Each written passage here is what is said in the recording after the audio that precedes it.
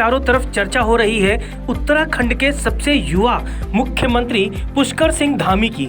लेकिन हम आपको बताने जा रहे हैं कि आखिर पुष्कर सिंह धामी का जो रोड मैप है, जो उनका कैरियर ग्राफ है, उसको संवारा किसने और उसे धार किसने दी, उनके पीछे कौन है, कौन सी वो शक्ति है जिसने पुष्कर सिंह धामी को खटीमा के विधायक से अब सीधे उत्तराखंड के मुख्यमंत्री आवास पहुंचा दिया। लेकिन क्या आप जानते हैं उसके पीछे एक नाम है, वो नाम जिसने बीते कई सालों से अपने इस नाम के साथ जुड़कर कामयाबी की कहानी लिखी। वो कहानी लिखने वाली लेखिका कोई और नहीं, उनकी जीवन संगिनी है, जिनका नाम है गीता पुष्कर धामी। क्षेत्र की जनता के बीच लोकप्रियता के जिस ग्राफ को गीता धामी ने अपने पति के लिए तैयार किया, उसमें उनकी कहानी को समझना जरूरी है। खटीमा में गीता पुष्कर धामी को एक लोकप्रिय चेहरा माना जाता है, चाहे फिर वो कोरोना का काल रहा हो या उसके पहले सामाजिक कार्यों में उनकी बढ़ चढ़कर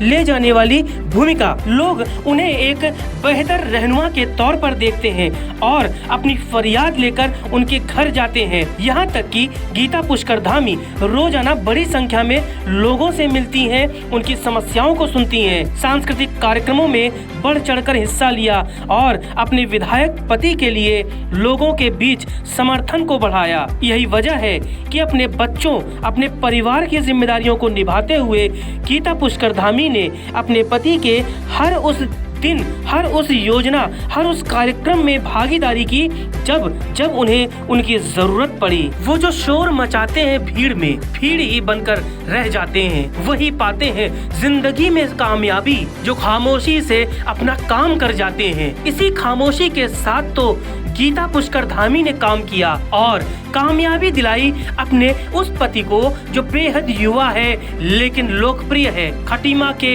एक छोटे से जिले से उनका संबंध है, लेकिन आज देवभूमि उत्तराखंड के मुख्यमंत्री की पद पर पहुंच गए हैं। कहते हैं कि औरत चाहे तो अपने पति की किस्मत को संवार सकती है और उसे कामयाबी की उन बुलंदियों तक पहुंचा सकती है जिसके रास्ते कठिन होते हैं, मुश्किल होते हैं, लेकिन उन्हें आसान बना देती है एक कामयाब जीवन संगिनी। जैसे ही गीता पुष्कर धामी को अपने पति के मुख्यमंत्री बनने की खबर मिली, उनकी खुशी का ठिकाना ही नहीं रहा, क्योंकि उन्हें उनकी मेहनत और सामाजिक लोकप्रियता का अब फल मिल रहा था और जिम्मेदारी मिल रही थी उनके पति को अपने देवभूमि की सेवा करने की।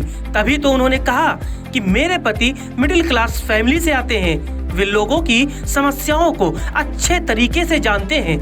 उन्हें यह मौका देने के लिए वो पीएम मोदी, गृह मंत्री अमित शाह, रक्षा मंत्री राजनाथ सिंह और पार्टी अध्यक्ष जेपी नड्डा को धन्यवाद दे रही हैं और कह रही हैं कि जन सेवा का जो अभियान उन्होंने खटीमा में शुरू किया और उसे बेहतर तरीके से आगे बढ़ा रही थी, अब वो पूरे प्रदेश की सेवा करेंगी और लोगों की सुख दुख और उनकी उन्नति में अपने पति के साथ मिलकर बेहतर काम करेंगी। टीवी न्यूज़ वायरस ऐसे बेहतरीन जीवन संगिनी को भी शुभकामनाएं देता है कि वह इसी तरह से अपने पति की जिम्मेदारियों को निभाते हुए लोकप्रियता के शिखर पर जाएं और एक आदर्श दंपत्ति की तरह समाज के लिए एक मिसाल बन जाएं। Bureau report, TV news virus.